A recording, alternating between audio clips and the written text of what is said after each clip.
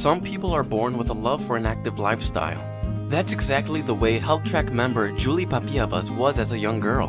Growing up, running was her thing. I always ran because I couldn't sit still, to the point where when it was winter outside and there was snow on the ground, I would run in my room in place with headphones on all the time. I was in the Downers Grove Dolls softball league.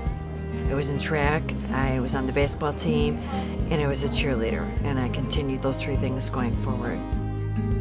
For the ever-active Julie, her life seemed to be on the great path. She loved her health and wellness, worked out frequently, and was successful in her professional life. I had a really nice career going. I had always been an accountant, so I was an accountant for Price Waterhouse and McDonald's Corporation. And then I went to work as an account executive for Estee Lauder, doing the national accounts. Great health and a great career. Life was good, and everything seemed like one long happy moment. The one downside was the long hours Julie worked.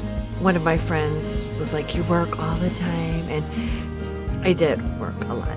One of my girlfriends called me to go to Cancun because she's like, "You work all the time. We need to get out and do something fun and go on a quick trip." I remember the trip, and if that was the last memory I had, I would be fine with it because we had a great time in Cancun.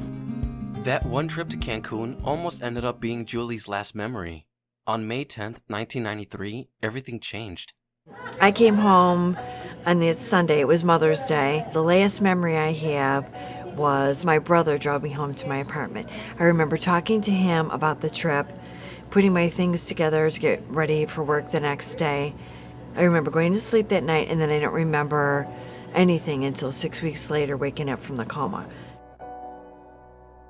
I don't remember the day. What they told me about what happened was that I was leaving Yorktown in the middle entrance on Highland Avenue, and I was going to make a left-hand turn going south on Highland. A young man was speeding, going about 50 miles an hour in a 35-mile-an-hour zone, and he just blew the red light because he wasn't paying attention. I was in a little sports car, and he was in a bigger, older car.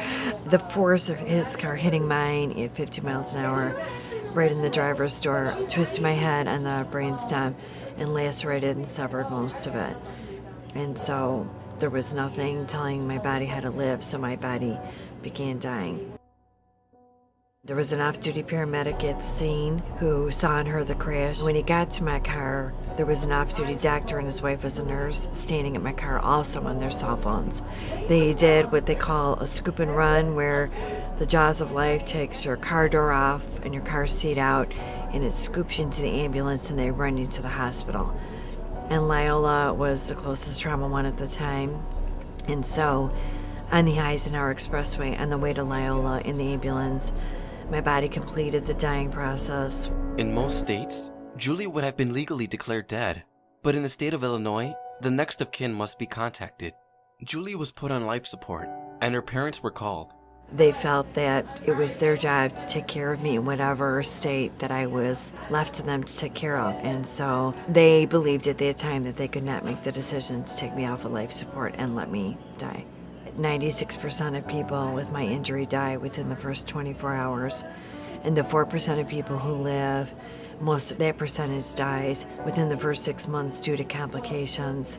But they knew that I was going to live past that 24-hour period, is how they felt. Incredibly, Julie lived past the 24-hour window, but the damage to her body was catastrophic. She had to undergo numerous surgeries and intense therapies to get her body working properly again. Most of the injury was to my stem. There were cuts in my brainstem from my head twisting. The major part of the damage was to the left side of my brainstem, and it was my left side that was paralyzed. And my left eye was black and blue and closed because my eye had bounced up against the front of my brain. And so I have a permanently blown pupil because the axons were cut to my eye. For a long time, my lid did not open and I had no vision out of that eye. And I had double vision when I started to have vision until I did all the vision therapy that I've done. When I woke up, until they did some voice box surgery, I wasn't able to speak because there's a part that like closes and opens, and mine just is partially paralyzed and it stays permanently open. So that's why my voice is very breathy. Due to nerve damage on her left side, Julie developed vertigo. As such, her balance while standing up is very poor. I feel like the room is always just going downhill. It's never straight, and nothing is ever really solid or firm. How does a person go on living after such a traumatic event? What is there to do? Who would hire Julie after such an event? After reflecting on her experience, Julie came up with the perfect idea, using her traumatic event and putting a positive spin on it.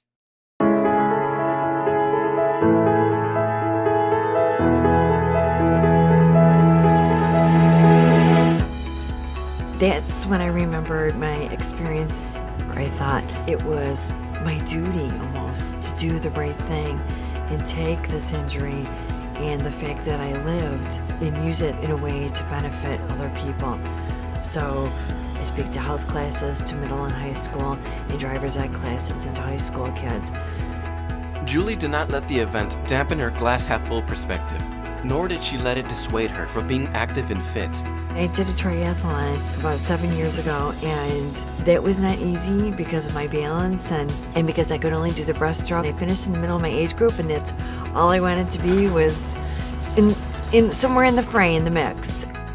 To Julie, there was no better place to maintain her well-being than HealthTrack. She joined back in 2009 and has been a regular ever since. I love it here because I feel like whatever level of fitness that you're at, you can feel comfortable being here. That there are classes for every level, and that you get personalized attention if you're having something that is not comfortable to you or that you have questions about.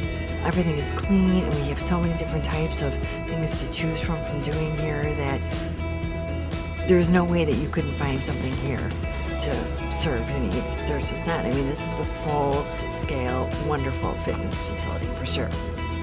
Julie makes a point to tell her story to as many people as possible. Whether she's talking to a driver's ed class, a health class, or a youth group, her content may differ, but the message she sends is always the same. Believe in yourself. Every person is worth it. Each person is important. Each person matters. And I want people to believe that about themselves because it's true. It's the truth.